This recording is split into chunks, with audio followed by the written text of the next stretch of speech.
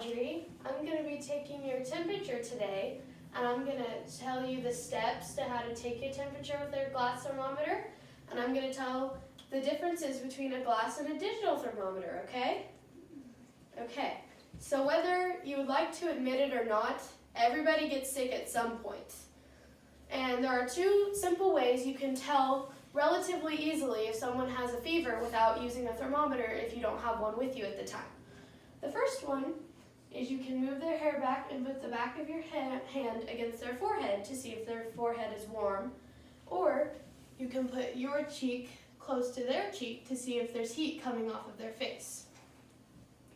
Now, when taking temperatures, there are two different kinds of thermometers you can use. You can use a digital thermometer or you can use a glass thermometer.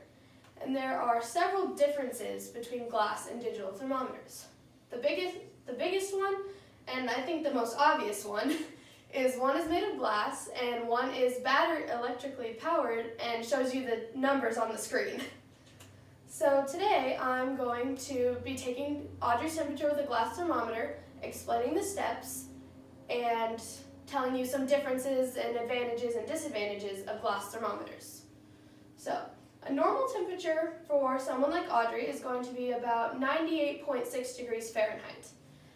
And that's good for anyone. Unless the person is elderly, then their temperature is going to be about 96.8 degrees Fahrenheit. Your body has this average temperature to keep your organs alive and functioning. So, when taking a temperature with a glass thermometer, there are several steps that need to be taken into consideration when doing so. First, when you get your thermometer, you're going to want to what's called shaking it down. And when you shake it down, you're going to get the mercury, or whatever is inside your glass thermometer, down to about 94 degrees Fahrenheit to get the most accurate reading. And to get that down, you're going to shake your wrist like this. And once you got it down to 94 degrees Fahrenheit, you're going to disinfect it all the way down and normally you would put on a probe cover. And once you've disinfected it and put on the probe cover, you're going to stick it in the person's mouth under their tongue. And you're going to ask them to hold it for about 5 to 8 minutes to get the most accurate reading. Yeah, minutes. So I'm going to have you hold that. So, now to talk about some differences between glass and digital thermometers. One other difference other than, one being glass and one being digital, is glass thermometers are battery powered or electronic, so they will provide a much faster, quicker result and may be more convenient than sitting here for 5 to 8 minutes to get a reading from a glass thermometer. They are also more common around the household than somebody having a glass thermometer to just grab out of their kitchen cabinet or wherever they keep their thermometers or anything like that. But what people don't know is that glass thermometers often have a more consistent reading, more accurate reading than digital thermometers, because you don't have to worry about a battery dying or it glitching or something going wrong with a glass thermometer. And reading a glass thermometer is actually a lot easier than people make it out to be, because with the liquid or the mercury or whatever is inside your thermometer, you see these little lines. And the very small lines are at 0.2 degree intervals, and the longer lines on the thermometer are at 5 degree intervals.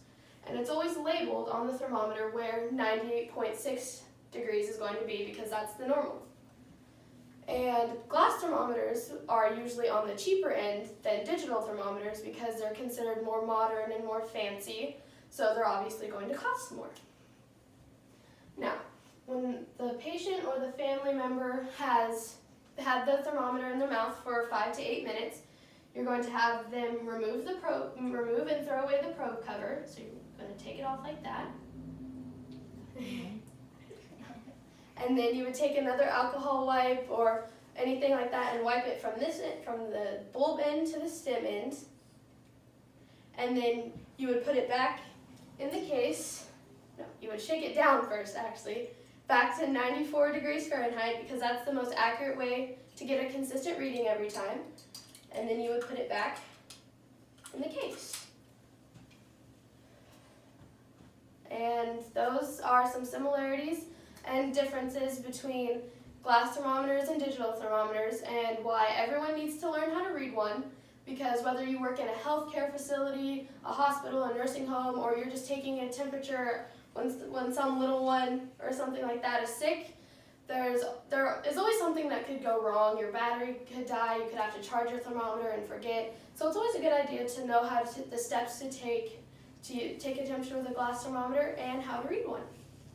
All right, you were a great job. Thank you. And we're done.